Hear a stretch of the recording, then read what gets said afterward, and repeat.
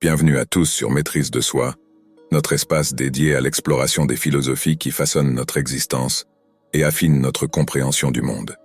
Aujourd'hui, nous allons nous aventurer sur un terrain qui touche à l'intime de chacun, le rapport au sexe, vu à travers le prisme du stoïcisme. Cette philosophie vieille de plusieurs millénaires nous offre des clés pour appréhender nos désirs les plus profonds avec sagesse et discernement. Avant de nous plonger dans ce sujet captivant, je vous invite à rejoindre notre communauté en vous abonnant à notre chaîne. Si cette vidéo éveille en vous des réflexions, partagez-les en commentaire et n'oubliez pas de liker pour soutenir notre contenu. Le stoïcisme, cette école de pensée née dans la Grèce antique, nous interpelle encore aujourd'hui par sa pertinence et sa profondeur. Comment cette philosophie, qui valorise la maîtrise de soi et la vertu, aborde-t-elle la question du désir sexuel, cette force puissante qui anime nos vies? C'est ce que nous allons découvrir ensemble, en quête de compréhension et d'équilibre. La perception stoïcienne du désir sexuel. Le désir sexuel, dans la vision stoïcienne, est une composante naturelle de l'expérience humaine, tout comme la faim ou la soif. C'est une force qui, si elle est laissée à elle-même, peut pousser à l'excès et au déséquilibre, mais qui, lorsqu'elle est guidée par la raison, peut être intégrée dans une vie vertueuse. Les stoïciens, tels que Marc Aurèle, nous invitent à considérer le désir non pas comme un ennemi, mais comme une énergie à canaliser. Le désir, lorsqu'il est compris et maîtrisé, peut être comparé à un cours d'eau qui irrigue un jardin. Laissez-le couler sans direction, et il peut inonder et détruire. Mais guidez-le avec prudence, et il peut nourrir et embellir. Ainsi, le stoïcien apprend à observer son désir, à le reconnaître pour ce qu'il est, une impulsion vers un autre être, une recherche de plaisir, une aspiration à la connexion. Cependant, il ne s'arrête pas à cette reconnaissance. Il interroge le désir. Pourquoi suis-je attiré? Qu'est-ce que cela dit de moi, de mes valeurs, de mes besoins?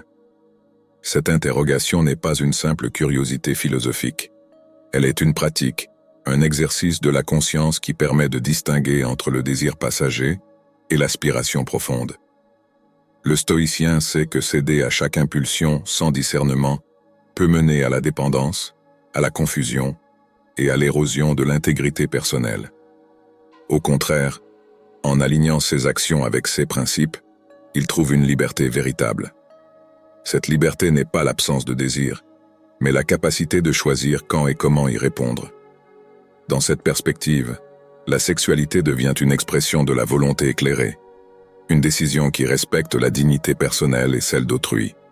Le stoïcien ne renonce pas au plaisir, mais il le place dans un cadre où il contribue à l'épanouissement personnel et mutuel. Il reconnaît la puissance du désir sexuel, mais refuse de le laisser devenir le maître de ses choix. C'est dans cette tension entre désir et discipline que le stoïcien trouve son équilibre. Un équilibre qui n'est pas statique, mais dynamique. Un équilibre qui n'est pas une restriction, mais une affirmation de la volonté humaine dans sa quête de la sagesse et du bien-être. La maîtrise de soi et l'abstinence. La maîtrise de soi dans le stoïcisme est élevée au rang de pratique essentielle, un art de vivre qui transcende la simple répression des désirs pour s'orienter vers une compréhension plus profonde de nos motivations et de nos actions. Épictète, avec sa vie remarquable de transformation de l'esclavage à la liberté philosophique, nous enseigne que la maîtrise de soi est le chemin vers la liberté véritable. Cette liberté n'est pas une licence pour satisfaire tous les caprices, mais la puissance de choisir en accord avec la nature rationnelle et sociale de l'être humain. L'abstinence dans ce contexte n'est pas une fin en soi, mais un moyen, un outil que le stoïcien peut choisir d'utiliser dans sa quête de vertu.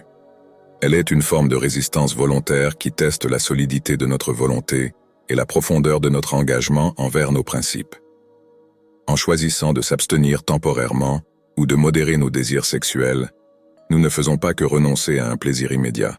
Nous exerçons notre capacité à dire non, non seulement aux impulsions externes, mais aussi à celles internes qui pourraient nous éloigner de notre chemin choisi. Cette pratique de l'abstinence est comme le jeûne de l'esprit. Tout comme le jeûne corporel peut clarifier l'esprit et renforcer le corps, l'abstinence sexuelle, lorsqu'elle est pratiquée avec intention et compréhension, peut clarifier nos désirs et renforcer notre caractère. Elle nous enseigne que le plaisir, bien que naturel et souvent souhaitable, n'est pas le maître ultime de nos vies.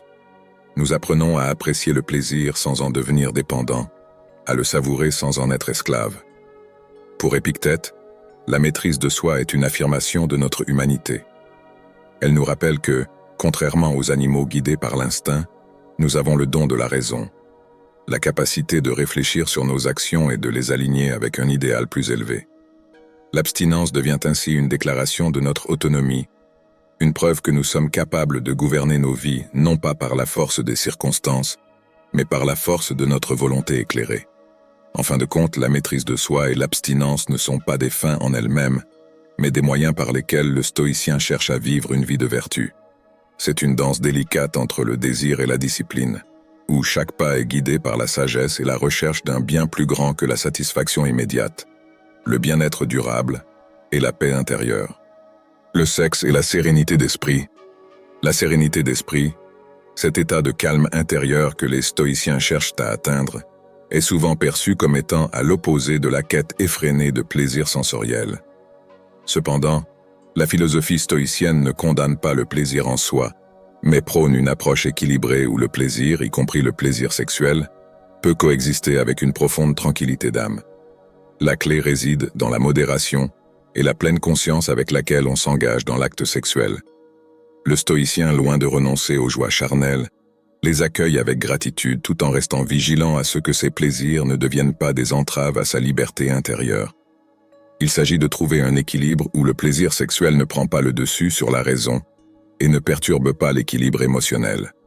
C'est une démarche délibérée où chaque expérience est filtrée à travers le prisme de la raison, où chaque désir est évalué non seulement pour sa capacité à fournir du plaisir immédiat, mais aussi pour son impact sur le bien-être à long terme. Dans cette perspective, le sexe est vu non pas comme un ennemi de la sérénité, mais plutôt comme une composante de la vie humaine qui, lorsqu'elle est intégrée avec sagesse, peut enrichir notre existence. Le stoïcien s'efforce de vivre chaque moment pleinement, y compris les moments d'intimité, tout en maintenant une certaine distance intérieure qui lui permet de ne pas être submergé par les passions. Cette approche du sexe comme partie intégrante d'une vie équilibrée et réfléchie est un exercice de liberté. Elle permet aux stoïciens de jouir des plaisirs de la vie sans en devenir l'esclave, de s'engager dans l'acte sexuel sans perdre de vue l'objectif ultime de la sérénité d'esprit. En fin de compte, c'est cette capacité à jouir pleinement de la vie, tout en restant maître de soi, qui est la véritable marque de la sagesse stoïcienne. Les relations et l'équilibre émotionnel. Pour les stoïciens, les relations humaines sont essentielles et enrichissantes, mais elles nous exhortent à pratiquer un détachement émotionnel sain. Dans le cadre des relations sexuelles, cela se traduit par la capacité à apprécier pleinement la connexion et le plaisir mutuel, tout en conservant une certaine autonomie émotionnelle. L'objectif est de ne pas se laisser emporter par les vagues d'émotions intenses qui peuvent surgir dans les interactions intimes. Cela demande un équilibre subtil, où l'on apprécie la compagnie et l'intimité de l'autre, sans pour autant devenir dépendant ou excessivement attaché. Le stoïcien cherche à cultiver des relations où la passion et l'affection sont présentes, mais où l'on ne perd pas de vue l'importance de la liberté personnelle et de l'indépendance émotionnelle. Cela implique une compréhension profonde que, bien que nous puissions partager des moments intenses avec autrui, notre bien-être émotionnel ne doit pas être conditionné par ces expériences. Il s'agit d'aimer sans posséder, de partager sans s'approprier, et de se connecter sans s'attacher de manière excessive. Dans la pratique, cela signifie aborder les relations sexuelles avec une clarté d'esprit et une présence consciente, en reconnaissant la beauté de l'instant partagé, tout en restant ancré dans sa propre essence. C'est reconnaître que chaque personne est un individu à part entière, avec ses propres pensées et sentiments, et que la véritable connexion découle du respect mutuel de cette individualité. En fin de compte, le détachement émotionnel stoïcien dans les relations sexuelles n'est pas synonyme de froideur ou d'indifférence, mais plutôt d'une profonde compréhension de la nature éphémère des émotions et de la valeur de la tranquillité intérieure. C'est cette tranquillité qui permet de vivre des relations plus profondes et plus authentiques, où le plaisir et la connexion sont vécus pleinement, mais sans jamais compromettre notre sérénité ou notre liberté personnelle. L'équilibre entre désir et raison. L'équilibre entre désir et raison est un thème central dans la philosophie stoïcienne, particulièrement lorsqu'il s'agit de la sexualité. Les stoïciens nous enseignent que le désir, lorsqu'il est laissé sans la gouvernance de la raison, peut nous entraîner dans des excès préjudiciables à notre bien-être et à notre intégrité morale. Inversement, une vie guidée uniquement par la raison, dépourvue de la chaleur du désir, risque d'être aride et dénuée de la richesse des expériences humaines. La sagesse stoïcienne nous invite à une sorte de danse délicate entre ces deux forces, où chaque pas est mesuré et intentionnel. Il s'agit d'écouter nos désirs, de les reconnaître comme une partie naturelle et vitale de notre humanité, mais de les examiner avec la lumière de la raison. C'est cet interplay qui nous permet de vivre une sexualité pleine et satisfaisante, qui enrichit notre existence sans nous égarer de notre quête de vertu. Pour y parvenir, nous devons être à l'écoute de nos impulsions, les accueillir avec curiosité et sans jugement, puis les soumettre à l'examen de notre raison. Cela signifie se poser des questions telles que: ce désir est-il en accord avec mes valeurs? Quelles seront les conséquences de sa poursuite? Et comment puis-je l'intégrer dans ma vie de manière saine et constructive? En pratiquant cet équilibre, nous ne rejetons pas nos désirs, mais nous apprenons à les canaliser de manière à ce qu'ils servent notre croissance personnelle et notre bonheur. Cela peut signifier choisir des moments de plaisir conscients et partagés, où la passion est pleinement vécue, mais toujours avec un œil vers le bien-être à long terme de soi-même et de son partenaire. Ainsi, la sexualité devient une expression de notre humanité qui respecte à la fois la force brute du désir et la clarté éclairante de la raison. C'est une voie qui mène non seulement à la satisfaction immédiate, mais aussi à une profondeur et une richesse de l'expérience qui résonne bien au-delà du moment présent. En fin de compte, c'est cette harmonie entre désir et raison qui nous permet de vivre une vie pleinement stoïcienne, où chaque aspect de notre être est engagé dans la poursuite d'une existence vertueuse et significative. Le plaisir et la vertu. Dans la vision stoïcienne, le plaisir n'est pas l'ennemi de la vertu, mais plutôt un élément qui, lorsqu'il est intégré avec discernement, peut embellir le chemin de la vie vertueuse. Les stoïciens ne prônent pas une vie de privation extrême, mais plutôt une existence où le plaisir est apprécié avec sagesse et mesure. Le plaisir sexuel en particulier, lorsqu'il est vécu avec respect pour soi-même et pour l'autre, se transforme en une célébration de la vie et de la connexion humaine. Il est crucial de comprendre que le plaisir et la vertu ne sont pas mutuellement exclusifs. Au contraire, lorsqu'ils sont équilibrés, ils peuvent se renforcer mutuellement. Le plaisir, lorsqu'il est vécu de manière réfléchie et responsable, peut être un moyen d'honorer la beauté et la joie de l'existence. Cela nécessite une conscience aiguë de nos motivations et de nos actions, ainsi qu'une volonté de vivre en accord avec nos principes éthiques. Dans la pratique, cela signifie rechercher des expériences qui non seulement nous procurent de la joie, mais qui sont également en harmonie avec nos valeurs les plus profondes. Cela implique de faire des choix qui respectent notre intégrité et celle des autres, et de trouver un équilibre entre la satisfaction immédiate et le bien-être à long terme. Le stoïcisme nous enseigne que le plaisir doit être abordé avec un esprit de gratitude et de présence.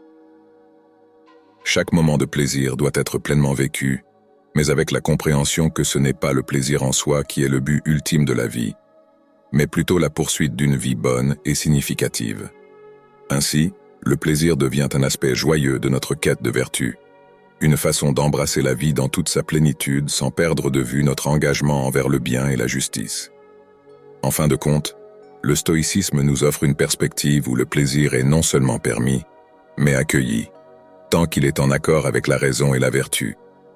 C'est une invitation à vivre pleinement, à célébrer chaque aspect de notre humanité, tout en restant fidèle à notre chemin de développement personnel et moral.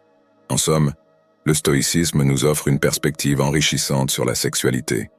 Il ne s'agit pas de renoncer aux plaisirs charnels, mais de les vivre avec sagesse, mesure et gratitude.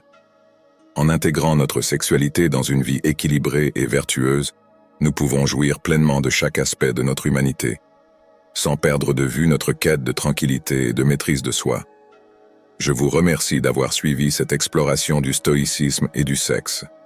Si vous avez apprécié cette vidéo, n'oubliez pas de l'aimer et de vous abonner à notre chaîne. Partagez vos réflexions et expériences dans les commentaires et continuons ensemble notre chemin vers la maîtrise de soi. À très bientôt pour de nouvelles aventures philosophiques.